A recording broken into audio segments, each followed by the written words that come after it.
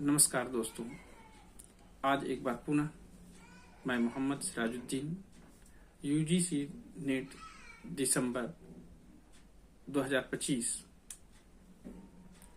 का ई सर्टिफिकेट आ चुका है। जो भी अभ्यर्थी ई सर्टिफिकेट अब तक प्राप्त नहीं कर चुके हैं या डाउनलोड नहीं कर चुके हैं, वो जल्द से जल्द कर लें। अब इसके बाद तुरंत जून 2026 का नेट जीआरएफ का एग्जाम होने वाला है। तो कल हम लोग कुछ प्रश्न जो है वो बतला रहे थे इतिहास विषय से। अब इसके बाद हम लोग उसके आगे और कुछ जानेंगे। तो पहला क्वेश्चन है, चूंकि ये क्वेश्चन जो है क्रमिक रूप से ये आता है, जो एक मिलान करने के लिए एक सीरियटम ढंग से, जो कालक्रम के अनुसार। तो हम लोग प्रीवियस ईयर में क्वेश्चन जो आ चुका है उस पर हम लोग अपनी बातों को रख रहे हैं, जिसमें टोंक के नवाब मोहम्मद अली खान ने पुत्र के पक्ष में पद त्याग दिया। अब यहां पास टोंक जो है वो राजस्थान में स्थित है। तो उन्होंने किसके पक्ष में? तो नवाब मोहम्मद अली खान के पुत्र के पक्ष में अपना पद दे दिया था। इसके बाद बड़ौदा के गायकवाड़, बड़ौदा जो गुजरात में है, उस समय के शासक, उस समय के जो शासक थे उसने उन पर यह आरोप लगाया, अंग्रेजों ने, कि उन्होंने ब्रिटिश रेजिडेंट को जहर देकर मारने का प्रयास किया। इसके बाद है कि कश्मीर में ब्रिटिश रेजिडेंट रखने की घोषणा की गई। यानी कश्मीर के शासकों और ब्रिटिश रेजिडेंट के बीच एक समझौता हुआ, जिसमें यह कहा गया कि अब ब्रिटिश राज्य यहां अपने मतलब कश्मीर को सुरक्षा प्रदान करने के लिए एक ब्रिटिश रेजिडेंट रखेगी।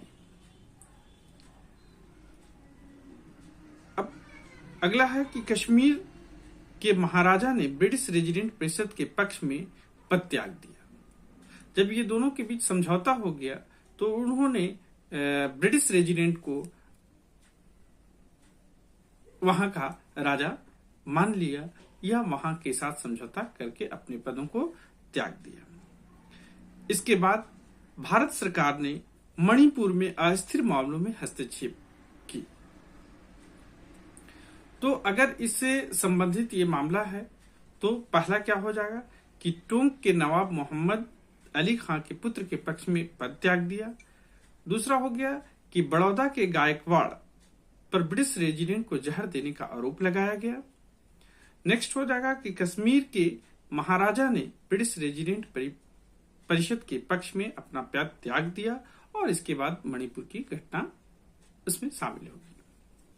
नेक्स्ट क्वेश्चन है, जो बिशन दास, जिसे मुगल चित्रकला का सिरमौर कहा जाता है, तो बिशन देव जो अकबर और जहांगीर के काल में चित्रकारी किया करते थे, उन्होंने शब्बी व्यक्ति चित्र बनाने में महत्वपूर्ण भूमिका निभाई। क्योंकि हम लोग को ये मालूम होना चाहिए कि जहांगीर के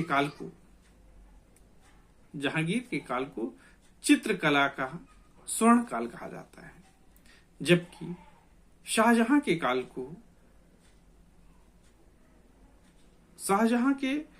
को स्थापत्य कला का स्वर्ण काल कहा जाता है। यहां पर ध्यान देने की बात है कि जहांगीर के काल को क्या कहा जाता है? जो चित्रकला का स्वर्ण काल कहा जाता है, जबकि शाहजहां के काल को स्थापत्य, यानी जिसमें इमारतों का निर्माण में वो अधिक रुचि लेते थे और जिस कारण उसे स्थापत्य कला का स्वर्ण काल भी कहा जाता है। जहांगीर ने बिशन देव को फारस के शासक को चित्र बनाने के लिए हिंदुस्तान से फारस, जिसका आधुनिक नाम ईरान है, वहां भेजा।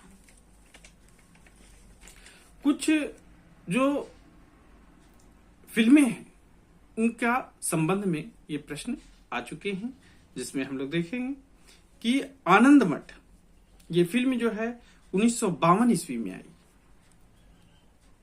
आनंद मठ फिल्म 1952 ईस्वी में आई, जिसके निर्देशक हेमंत गुप्ता थे। जैसा कि आपको मालूम है कि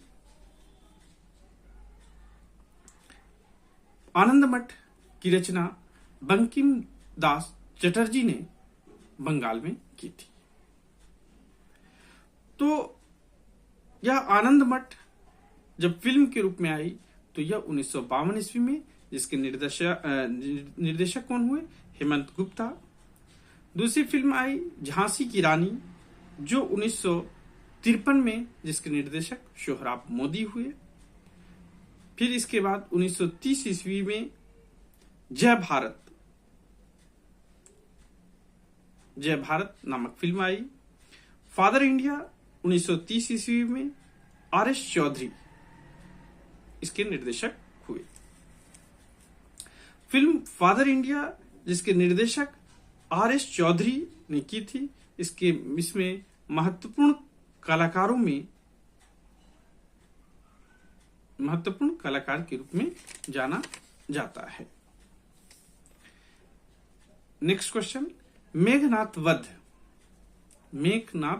वध के लेखक मधुसूदन दत्त हैं। मेघनाद वध के लेखक मधुसूदन दत्त हैं, जो बंगाली भाषा में लिखा गया काव्य है, जिसमें राम तथा लक्ष्मण को कमजोर, निष्क्रिय और आक्रामक के रूप में दिखाया गया है। तो मेघनाद वध के लेखक कौन है? मधुसूदन दत्त। जो किस भाषा में लिखा गया है? जो बंगाली भाषा में लिखा गया है। नेक्स्ट क्वेश्चन है कि 16वीं शताब्दी के आख्यानकर्ता अहमद यादगार ने सैयद वंश के अंतिम सुल्तान अलाउद्दीन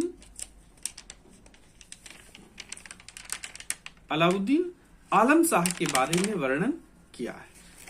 अलाउद्दीन आलम शाह के बारे में वर्णन किया है। इसमें उन्होंने लिखा है कि अलाउद्दीन अहमद शाह के वजीर हामिद खान ने बहलोल लोदी को आमंत्रित किया था। अहमद यादगार क्या लिखते हैं कि अलाउद्दीन आलम शाह के वजीर हामिद खान ने बहलोल लोदी को आमंत्रित किया था। उन्होंने 1451 ईस्वी में अलाउद्दीन आलम शाह के सिक्कों के नाम को, मतलब सिक्कों पर जो नाम लिखा जाता था उसको हटाकर अपने नाम के सिक्के जारी किए। किसने? आलमगीर आलम शाह का नाम वहां से हटा दिया, और हटाने के बाद वह एक बहलोल लोदी का नाम उसमें शामिल कर दिया गया। इसलिए वह सिक्का बहलोल सिक्का के नाम से भी जाना जाता है। नेक्स्ट है कि खिज्र खान ने सैयद वंश की नींव डाली। खिज्र खान ने सैयद वंश की नींव डाली, जिसे मलिकुश शर्क तोहफा को वजीर नियुक्त किया। यानी यहां क्वेश्चन पूछेगा सैयद वंश की स्थापना किसने की? तो खिज्र खान ने की। और किसे वजीर बनाया? मलिकुश शर्क को वजीर बनाया और ताजुल मुल्क की उपाधि दी। यानी ताजुल मुल्क की उपाधि से किसे सम्मानित किया गया? तो मलिकुश शर्क को ताजुल मुल्की की उपाधि प्रदान की गई। और अहमद यादगार यह भी लिखते हैं कि अलाउद्दीन आलम शाह का शासनकाल दिल्ली से पालम तक था। अलाउद्दीन आलम शाह का शासनकाल कहां से था? दिल्ली से पालम तक का था। ये किसने लिखा? अहमद यादगार ने अपनी पुस्तक में इसका वर्णन किया है। तो ठीक है दोस्तों, तो इसको आप अपने कॉपी में नोट कर लीजिए। नोट करने के बाद इसको कई बार इस वीडियो को बार बार देखिए ताकि अपने दिमाग में कंसेप्ट क्लियर हो सके। और आज यहीं पर हम समाप्त करते हैं, और इस वीडियो को ज़्यादा से ज़्यादा लाइक कीजिए, सब्सक्राइब कीजिए और औरों तक पहुंचाइए। थैंक्स।